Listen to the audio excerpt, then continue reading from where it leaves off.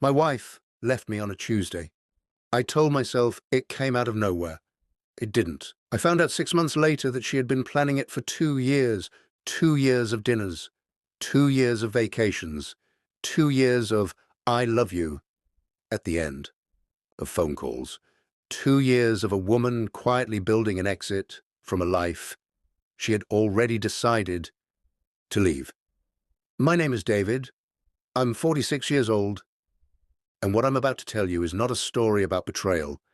It's a story about something quieter than that, and somehow so much worse. Rachel and I met when we were 29.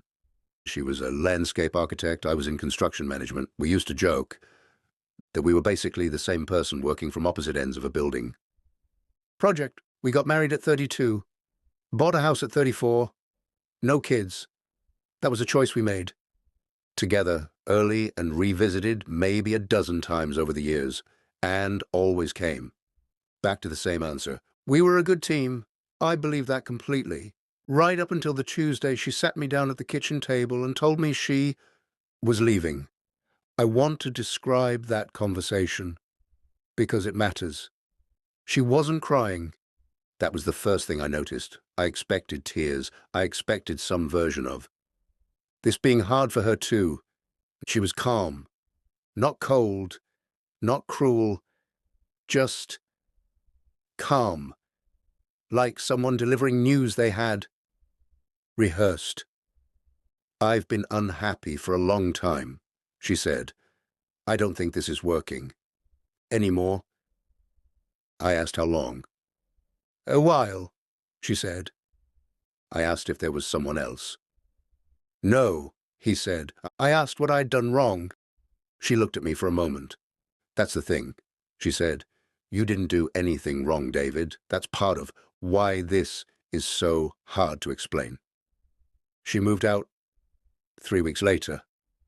I didn't understand it then.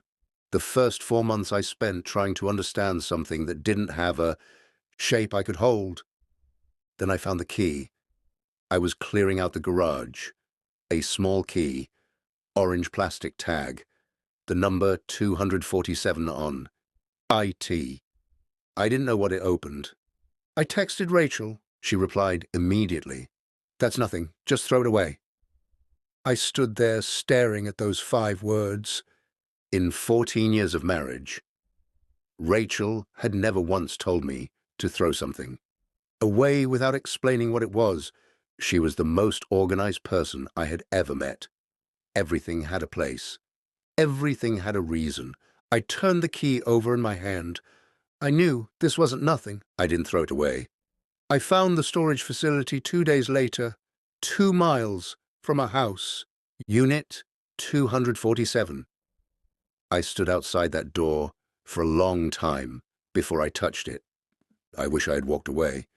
The unit was small, neatly organized, Rachel's handwriting on every box, new apartment supplies, kitchen, bathroom, bedroom, dishes I had never seen, bedding still in packaging, a lamp, a small bookshelf, flat-packed, a life pre-assembled, waiting.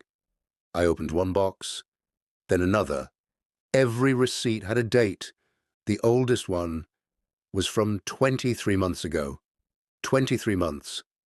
I sat down on the floor of that storage unit and didn't move for a very long time. That wasn't the worst part.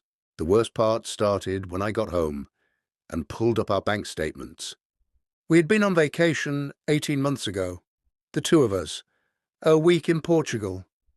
She had seemed happy. She had taken hundreds of photos. She had held my hand on a cliff overlooking the ocean and said, I want to remember this forever. She was already 8 months into building her exit when she said that. I went back through everything I could find. Joint account statements, timestamps, the timeline of 2 years, and the more I looked, the more I found. A personal bank account, opened 21 months ago. Small deposits, regular. Nothing suspicious on its own, but consistent. like someone quietly building a runway. Then I found it in a folder she had left behind in the filing cabinet, an invoice from a divorce attorney dated 19 months ago. One consultation, paid in cash, 19 months ago. We had celebrated our anniversary 17 months ago. She had planned the whole evening, found a bottle of wine we had been saving for years. I didn't understand it then. I understood it now. That still wasn't the worst part. The worst part was the journal. I found it in the last box I opened. A small notebook, dark green cover, her handwriting on every page. I almost didn't read it. I stood there holding it for a long time, thinking about whether I was someone who reads his wife's private journal. Then I remembered she'd already left. I read it. The journal went back 2 years and 4 months. The first entry was from a Tuesday in March. I remembered that Tuesday. We had come back from a friend's dinner party. I remembered thinking on the drive home that it had been a good night, that we had both laughed a lot. The entry read, "I realized tonight that I'd been pretending for longer than I knew. I watched him laughing with our friends, and I felt nothing. Not love, not warmth, just distance. And the distance doesn't feel new. It feels like it's been there for years, and I've been painting over it." I read that 3 times. Then I kept reading. There were 81 entries. I read all of them. I wish I'd stopped at the first one. Most of the journal I won't share. But there was one entry that stopped me completely. 11 months ago. 4 months before she sat me down at the kitchen table. It read, "He asked me tonight if I was okay. I said yes. He looked at me for a second like he almost didn't believe me. And then he let it go. I've been thinking about that. Look, all evening, he's been looking at me like that. More lately. Like he's standing at a door he doesn't know how to open. Part of me wants him to open it. Part of me is terrified of what I'd say if he did." I sat with that for a long time. I thought about every moment in the past year where I had noticed something and let it go. Every time I had almost asked and then decided not to push. Every door I had stood at and walked away from. She had been waiting, not for me to fail, not for me to give her a reason. She had been waiting to see if I would notice, if I would reach through the distance and find her. And I hadn't. Not once. Not in time. I called Rachel that evening. She answered on the second ring. "I found the storage unit," I said. Silence. I read the journal. More silence. Then, "David, I'm not calling to fight," I said. "I just need to ask you one question." "Okay," she said quietly. "The entry from 11 months ago. You wrote that part of you wanted me to open. The door, was that true?" A very long pause. "Yes," she said. "Why didn't you just tell me?" Another pause. Longer. "Because I didn't know how to say I was unhappy without it sounding like your fault. And it wasn't your fault. You were exactly who you always were. I just stopped being the person who fit. So you built a storage unit instead. I know how that sounds." "How does it sound, Rachel?" She was quiet. "Like someone who was scared," she said. "I was scared. And when I get scared, I make plans. You know that about me." "I do know that about you," I said. And the terrible thing was, I did. I had always known that about her. I just never thought the plan she was making was a plan to leave me. We talked for 2 hours that night, and somehow said nothing that could change anything. Not to fix things. There was nothing to fix anymore. We talked because we had 14 years of history, and 2 hours felt like the least we could give it. She told me things I hadn't known, that she had felt invisible for longer than she could pinpoint, Not because I had done anything wrong, but because we had both stopped reaching, stopped asking the questions that actually mattered, started answering fine when we weren't fine. I did that too, I said. I answered fine when I wasn't fine. I know, she said.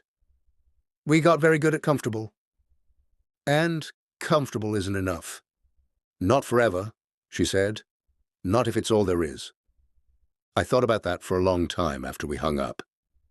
The divorce was straightforward, no arguments, no lawyers firing letters, just two people who had built something together and were now carefully taking it apart. She picked up the boxes from the storage unit herself. I didn't help, not because I was angry, but because watching her load that pre-assembled life into her car felt like something I shouldn't witness, something too private to watch. That was 8 months ago.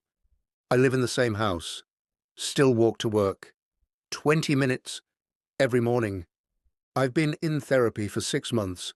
My therapist asks good questions, the kind I should have been asking myself a long time ago. My brother calls me every Sunday. Sometimes we just sit on the phone. In comfortable silence. I've started to notice the difference between comfortable silence and comfortable distance. They feel similar from the outside. They are not the same thing at all. Here is what I know now. Rachel didn't leave because of something I did. She left because of something neither of us did. For years we stood at doors and walked away. We answered fine. We painted over the distance.